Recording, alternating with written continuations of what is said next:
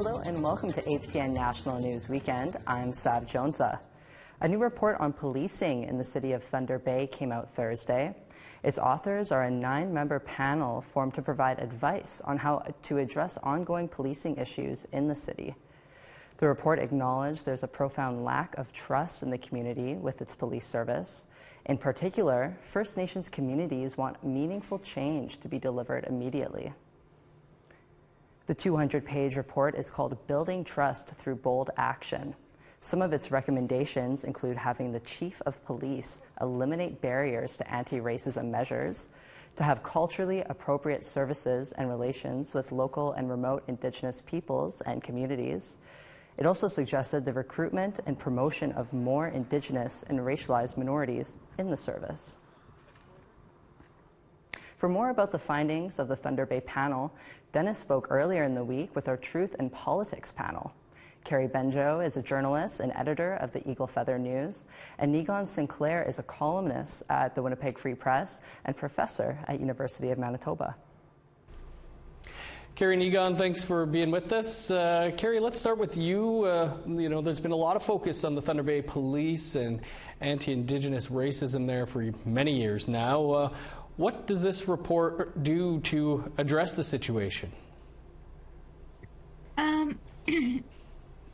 Excuse me.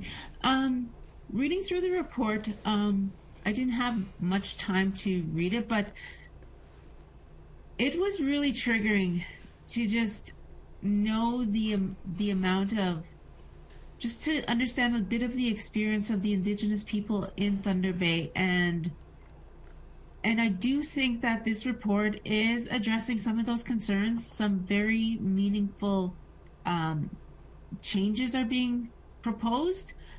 Whether or not those do happen remain to be seen. Like with all reports, there's always, the wording is always good, but it's the action that matters. Nigon, same to you. Do you think that this report will help address the situation there? Well, I mean, to be transparent, my father has previously investigated the Thunder Bay Police and offered his own set of recommendations. So this is long-standing. It's certainly been systemic for quite a long time in Thunder Bay, involving the atrociously bad relationship between the institution of policing, but particularly the justice system overall, and Indigenous peoples, massive over-incarceration, over-policing, under-resourced ways Indigenous peoples interact with the system. What this report does is it yet again proves that not only are Indigenous peoples suffering from systemic oppression and racism within the Thunder Bay policing, but then also within the Thunder Bay policing, there is deep, deep, deep issues that continue to permeate and infect that police force.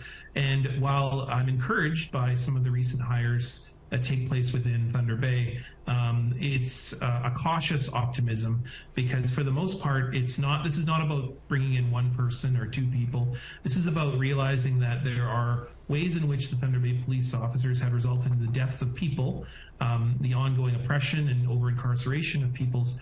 And it's not changing. It's happening still today. And it's happening, by this report, seems to be even more so going into the future. So without the implementation of the calls within this report and others, it certainly will not change in the near future, and it won't change without wide-scale integration and commitment from all levels of policing in Thunder Bay. Carrie, one big change that is coming soon, and that's a new chief of police there. A Métis person will be heading up the police force. Do you think that could help the situation? Any type of change where you're bringing in Indigenous people and their experience, it will have somewhat of an impact, but all the responsibility shouldn't be shouldered on one person. He is only one person, and he is only able to do so much. Like Nigon said, it's system-wide. The changes have to come from all areas. And yes, that's a good start. It's a good start that he's there and he can bring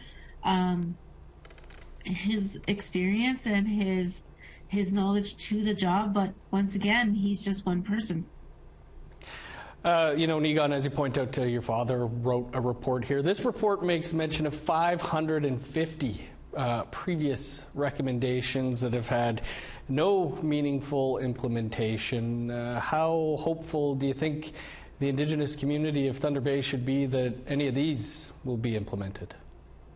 Yeah, and before we start wagging our finger at Thunder Bay, I think we got to remember that these kinds of reports and inquiries have been happening all the way since the Aboriginal Justice Inquiry in Manitoba, 1988 to 1990, and the hundreds of recommendations from that report have been collecting dust on the shelf now for 3 decades. So before we wag any fingers, I think the key is to understand that there is a real problem within the country itself when it comes to changing justice. But one thing that is really, I think, key with this report, and I encourage everyone out there to read it, the one thing that's really key to understand is that the problem is really in the ways in which we approach the issue. We approach justice as if the only issue of justice is when people enter into the justice system, whereas the fundamental flaw is that the justice system is a reactive system. It's not an Indigenous-led way, which would be proactive. We would never have policing that's only job is to find those who perpetrate crimes. We would also have a justice system that is fully integrated in making sure that the community is well cared for, feels safe, and that has healthy relationships within it. The police are only one part of that, but they might be the most important part when it comes to the issue of trauma. And trauma is something that is endemic within our communities, and that therefore police officers are completely incapable of handling what Indigenous trauma looks like, which is full of colonialism and policy, and understanding fundamentally that you can't just go in guns a-blazing when it comes to situations involving Indigenous peoples. You have to show extra care, extra kindness, extra sensitivity, and that way may lead you to a much better outcome. And I think that this report points to that as well as many others. Kerry, Nigan, we'll have to leave it there, but thanks as always for joining us this week. Thanks. Now, Anishinaabe Ski Nation, which represents 49 First Nations in Northern Ontario, said in a press release that the report shows how the Thunder Bay Police Service's leadership, quote, continues to refuse to accept responsibility for its failures and shows no signs of changing. NAN says inadequate investigations, mishandling of cases, and failure to address urgent issues are not a result of being underfunded. They're a result of failed leadership. News of an Anishinaabe woman found dead in a Winnipeg landfill went worldwide. Over the Easter weekend, advocates for missing and murdered Indigenous women shut down city streets in a rally, and family members called for an independent investigation. Tamara Pimentel has more. It's been 1 week since the body of Linda Beardy was discovered in Winnipeg's Brady landfill. She was a mother, devoted auntie, and member of Lake St. Martin First Nation. Her death sparked anger and outcry for change. On Thursday, days after her death, Winnipeg Police Chief Danny Smythe told media Beardy was seen in surveillance footage climbing into a dumpster on her own the morning of April 3rd. There was some activity observed within the bin, and after a short period of time, there was no further activity observed, but she was not observed climbing out of the bin at any time. The contents of the bin were picked up and brought to the landfill, and an autopsy concluded Beardy's injuries were consistent with being inside the garbage truck. A statement late Thursday from Beardy's family expresses a lack of transparency and respect from police.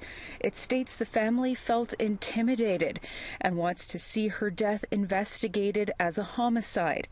It read in part, "We believe that a more fulsome investigation must take place and an opportunity for all tips to be followed up with. There are many unresolved questions that must be answered." Then Lake St. Martin Chief and Council gathered at the landfill and spoke to media about the community's devastating flood of 2011. Had our people had the chance to return home to our traditional lands, Linda Beardy might maybe still here today. However, she's returning home in a casket.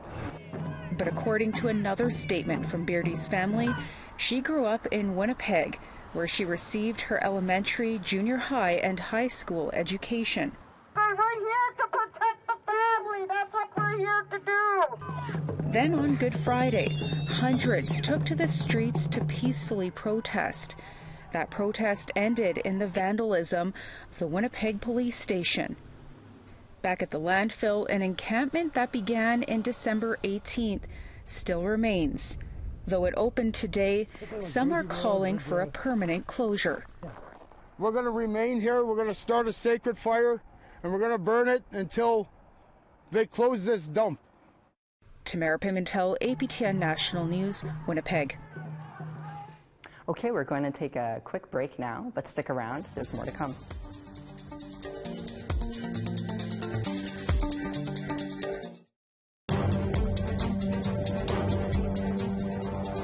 Welcome back. A report developed by sex workers in Vancouver, BC, is bringing awareness to the unique challenges they face. Developed by the Metro Vancouver Consortium, the By Us For Us research project surveyed more than 200 sex workers in the area. It found that 45% of those surveyed were Indigenous, and over a quarter of that group identified as Two-Spirit. The report noted Indigenous sex workers are disproportionately involved in street-level work, making them more prone to violence and harm. While it is legal to sell sex in Canada, buying and advertising the work is not. It calls for decriminalization so that, quote, sex workers could more easily access resources that prevent and respond to harm. Cedar LNG, the first Indigenous-owned facility of its kind in Canada, is moving ahead in British Columbia. The Haisla Nation are majority owners. They see the project as a way to economic independence. But critics question BC's commitment to net zero emission goals. APTN's Lee Wilson has more. Haisla Nation Chief Councillor Crystal Smith enters the nation's administration office.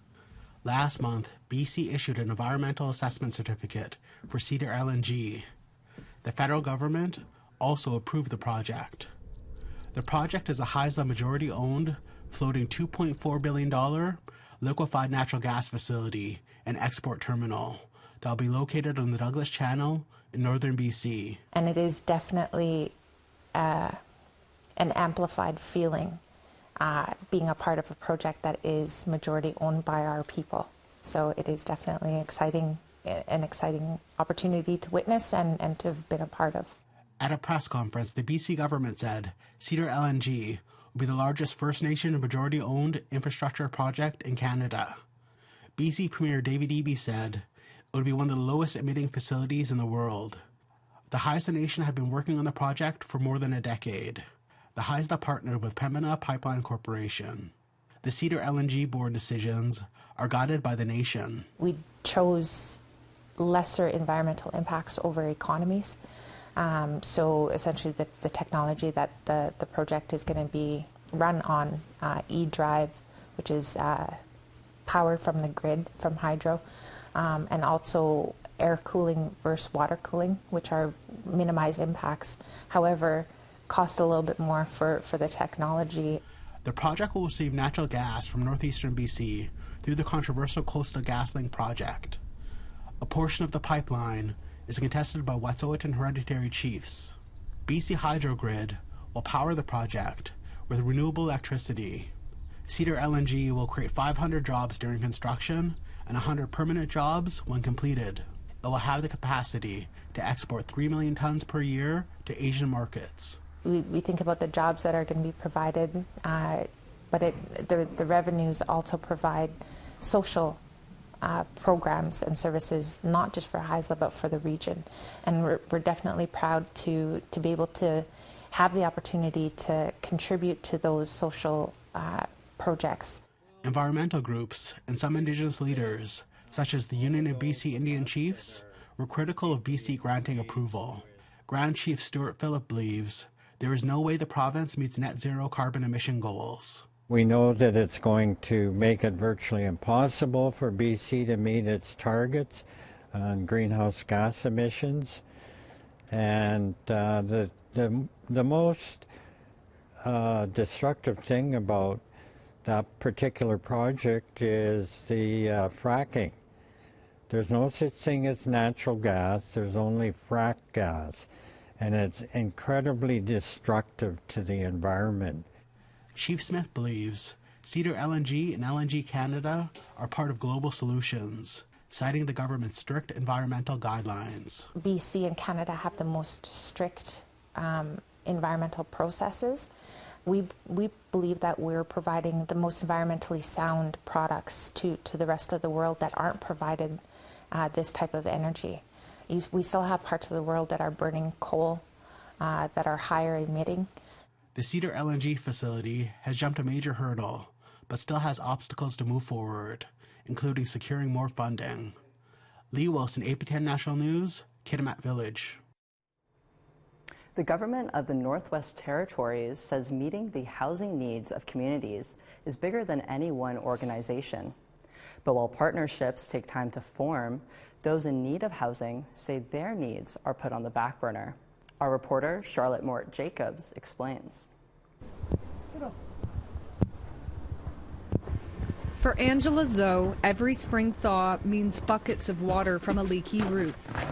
She's owned this trailer since 1999, but as a single mother of 3 teenagers and a young granddaughter living at home, money is tight, and she can only afford repairs here and there. The water was just like rain. I had to buy these big pails just to put it in their rooms. And I had to rearrange everybody. We had to get them out of the rooms, get everything. There was water damage to my furniture.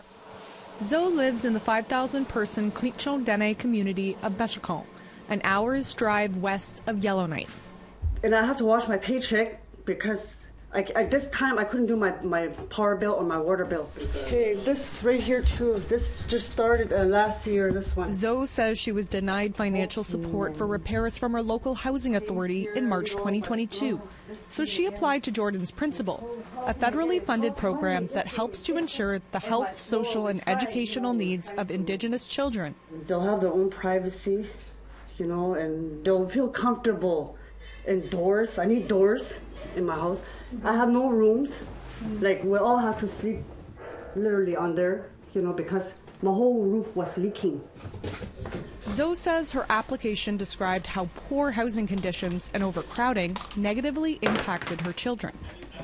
According to the Dene Nation, since 2022, over 200 individual applications have been submitted for Jordan's Principle. For years, APTN News has been reporting on the state of both privately owned and publicly run housing in the territory. And this year, there has been some improvements to administrative processes which bottleneck funding for those who need it, like expanding the threshold eligibility of clients to receive assistance in the form of forgivable loans to subsidize the cost of emergency repairs. But there's also been criticism. Last year, the feds earmarked $60 million to the GNWT to spend on housing, but that money has yet to be spent. It does take a lot of conversation and a lot of back and forth with the federal government to finalize those agreements as well too, but it gets us to repair units that have been abandoned or vacant for a number of years, and it gets us the funding to open those units and make them available to the public. Zoe does what she can with what little she has. Even while battling a leaky roof, she's renovating here and there to improve her housing situation for her family. You get frustrated. It just everything, you know, it just escalates to your children too, you know, your children get frustrated. Charlotte Mort Jacobs, APTN National News, Yellowknife. Haudenosaunee Territory covers part of eastern Canada in New York State, but a Mohawk woman from Ganawage couldn't get back into Canada from the U.S. by air when she tried using her Canadian Indian status card. Amelia Fournier has more. With summer just around the corner, people are traveling around the world to make up for time lost to the pandemic. But one Kanien'kehá:ka woman says she recently had a discouraging experience when trying to re-enter Canada via Montreal's Pierre-Elliott Trudeau Airport. Canadians' rights follow them all over the world. Why don't our rights follow us? Gunwatsitsawe Malosh is from Ganawage. She landed in Montreal on March 21st, returning from a trip to Las Vegas. Malosh says she noticed the automatic kiosk accepted permanent resident cards, so she figured she could use her Indian status card there. but the kiosk rejected her card, and so did a Canadian Border Services Agency official when she presented it to him. I jokingly said, well, I'm the OPR, which is the original permanent resident. And he said, I'm not accepting that card. You need to produce a passport. I said, it's exactly like the PR card. It's almost identical. He said, no, you produce me a passport from Canada, and then you could move along. According to the CBSA's website, Indian status cards are an accepted form of ID to enter Canada. But because it was getting late and her husband was waiting for her, Meloche ended up presenting her Canadian passport. It trumped basically what the Indian Affairs status card said. She said she was furious to have to identify as a Canadian instead of as Mohawk. Travel documents produced by Indigenous nations exist, like this Haudenosaunee passport, which belongs to Elder Kenneth Deere. But because the nation doesn't have a country code, which are issued by the United Nations, the passport also doesn't have a readable chip, and Haudenosaunee passport holders need to request entry into countries in advance to obtain a visa. We know who we are, and security is our concern just as much as everybody else. So we want to be able to issue secure identification cards, and we have to do that ourselves. And we're better equipped to do that than a Canadian or American government. Meloche is in touch with Crown Indigenous Relations and the CBSA. And she said the CBSA told her an Indian status card issued by the Government of Canada is, quote, a legitimate and valid document for entry back into the country. She recommends intense training for not only the CBSA, but everyone to understand what it is to barricade us out of our own territory. The CBSA did not respond to APTN's request for comment by deadline. Amelia Fournier, APTN National News, Ganawage. All right, we have to step aside one final time. We'll see you when we return.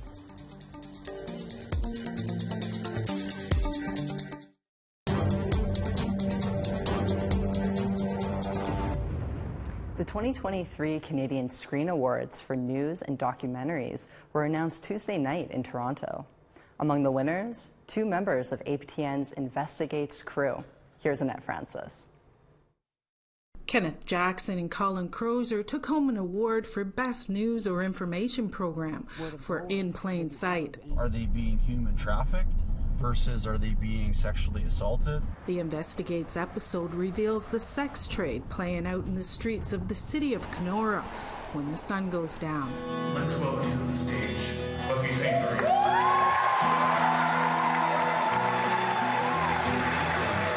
Cree singer-songwriter Buffy St. Marie won for the Best Direction Documentary Program for her latest documentary, Carry It On. It highlights her 6-decade career as a performer and as an activist. It's my own. She was always way ahead of the game. Annette Francis, APTN National News, Ottawa. All right, that's all we have time for today. Thanks for joining us, and we hope you have a great weekend.